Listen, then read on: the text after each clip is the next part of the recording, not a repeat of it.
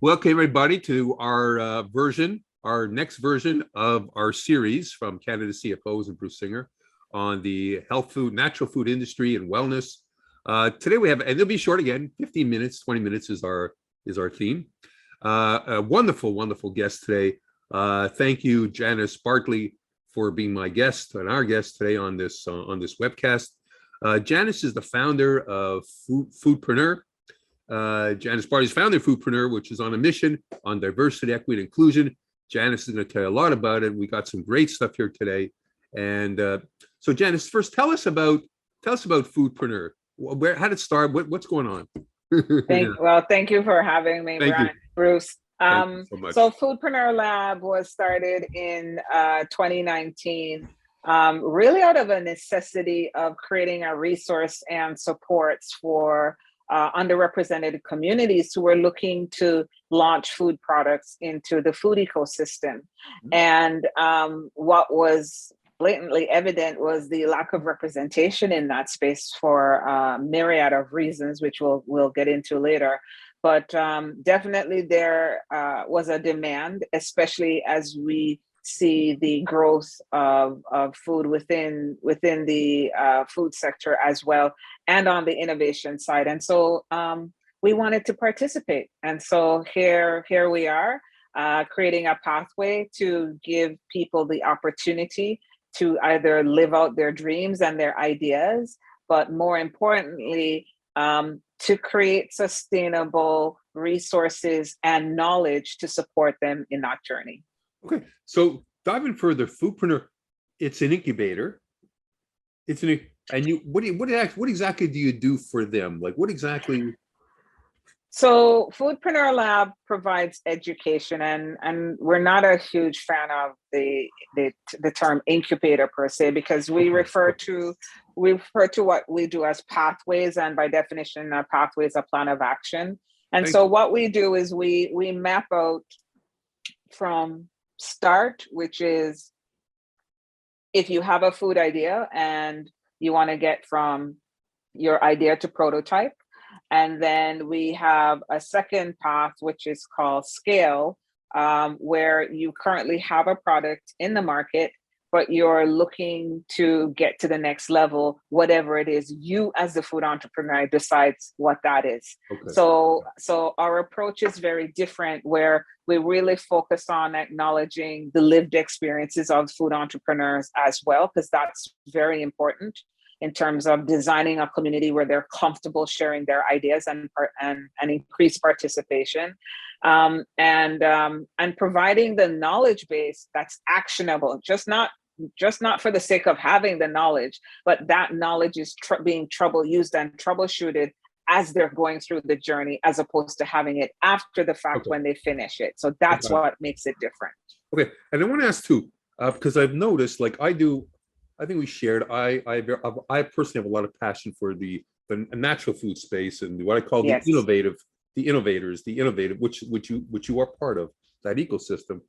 Either I'm dreaming in Technicolor, or when I look at the CEOs, and I'm not knocking it, there's very low BIPOC. I use the word BIPOC representation in entrepreneurship, and I don't know why it's like that, and I'm not questioning why. I just don't understand. Can you shed some light on really what brought it? What's going on? Yeah. Absolutely. I mean, historically, if you look back, we don't even collect data on numbers of BIPOC communities and businesses. So one, that's part of the issue, because if you don't track it, how do you determine or identify what the need is? Secondly, we've had very fragile relationship with financial institutions, where traditionally and historically we do not get loans, either for the lack of assets collateral that we don't have, because we have not been allowed to participate in certain spaces and places. And I'm not just saying this to rub anybody the wrong way, but the colonialization of things that have happened, this is part and parcel of the effect. So we really have to acknowledge the history and why and where we are, not to knock anybody. And so when you look at that, if we don't have assets, and sufficient assets to leverage, and we're not getting loans, then we're at a disadvantage in terms of having the tools and resources to participate. That's just the ugly truth. And so this is why you see so low numbers. We're dealing with other issues, food insecurity. And you can call it food insecurity today, but the reality of it is food insecurity by any other name has existed globally for the longest while. So renaming it, might make others feel better. But there is a poverty issue that has always, been threaded. So let's acknowledge that. So once we identify it, really the solution is, how do we fix it? I don't care what you want to name it. It just becomes, how do you fix it? And that comes in the form of access, which is one of our mandates. Actually, that is our mandate. How to create access within the food ecosystem, not just for BIPOC, but for everybody. And so that has to come through knowledge and resources. Okay, yeah, it's knowledge, it's capital. Yes. And also innovation is the other thing. Absolutely. And we can't use the same tools that haven't been working in a new environment, the innovation environment, and expect different results. Just because you rename it, if you haven't changed the eligibility criteria, then we haven't moved the dial. We've just covered it up with a different, as we say, face mask, and trying to use that to get into this. It's not working. It's not working. So we have to reassess. So curious, in the last 2 years, I hope there's been some progress. I hope, what I mean? There's certainly more awareness for sure. Okay. What kind of currently do you feel, or do you see the obstacles and barriers starting to come down? Like, what are the challenges what are the biggest challenges that face you and your organization? Because you're representing these Black entrepreneurs, BIPOC entrepreneurs. What are the biggest that need to be addressed? Some of the biggest barriers, like how are we taking down those barriers? Yeah. So one of the things that we're starting to see, and I'm a huge proponent of this, and this doesn't require us to reinvent the wheel. That's the beauty of it. Is larger organizations partnering with smaller organizations like our non-for-profit and helping provide access to these spaces that are needed. So for example, there are tons of businesses in the food ecosystem that are underutilized. We need to partner with them. We need to partner them directly and indirectly. And directly meaning give access to maybe some production hours within that space, so it makes it available for other food entrepreneurs to utilize that space. That's a great idea. Because absolutely, because there's a shortage. We also need to maybe leverage and talk to government in terms of giving incentives to these larger organizations that get a tax credit in some way, shape, or form because of their contribution to help bring up these micro businesses, because by definition, they are not small businesses. The second thing we have to look at is our definitions. Micro businesses that are larger in existence are by definition not small businesses. They do not make $500,000 in revenue. And I think it's absolutely ridiculous to use those definitions and trying to entice startups with those benchmarks. It can't be reached. So you're selling me on a dream that I have no way of ever attaining. And so as much as I completely understand what the incentive is, you are killing my ability before I even get out the gate. And so we need to reassess what those definitions are. And more importantly, we need to reassess the eligibility criteria. If you are trying to attract BIPOC women, you have to go back and look at the data and ask yourself, is making $500,000 in revenue an invitation or an exclusion? Because unfortunately, it's an exclusion. It is an exclusion. Yeah. Because the argument is, if I'm making $500,000 in revenue, I'm inclined to borrow $100,000 if I'm making $5. And that is just from a micro lens, right? from small business, fine, I get that, because yes, you're driving revenue, but we need to bridge the gap, where we're still in our infancy to where we get to our adolescent stage, for the lack of a better word, which is defined as small business. That's such a great point, because what they really need is the help, is that kickstart, like that, to get from zero to 100,000. Absolutely. And And that doesn't necessarily. That builds Absolutely. confidence. Yeah. Absolutely. And by engaging larger underutilized organizations or corporations, or food companies, you're not throwing money at something anymore. It's actually proactive, and it's a progressive move, because everybody thinks, okay, well, I'll give you $10,000. It's not necessarily just giving me $10,000. It's giving me the space to actually make the food widgets. That's the value. Idea. That's a fabulous idea. So if I'm a multi-billion-dollar company, and I use the word the Crafts of the world, the Maple Leaf Foods of the world, all these, like, those are the ones. I'm talking about them specifically. They just but larger, big. When you think big, they're the ones that, through marketing, they're the ones that come first and foremost. You know what I mean? There's an opportunity for them, small, medium enterprises to participate in that. And it's not a bad thing. And they get, and you know what, today, I do see this today, is by saying they do it, it turns people on, it builds brand loyalty. Absolutely. Like there's a brand loyalty. That's right, because that becomes the contribution. That's right. Giving back. And the quantifiable contribution, not just saying, oh, that we're doing this. It can actually be measured. The impact can be measured. I don't mean to put you in a spot, but is this things you're lobbying for?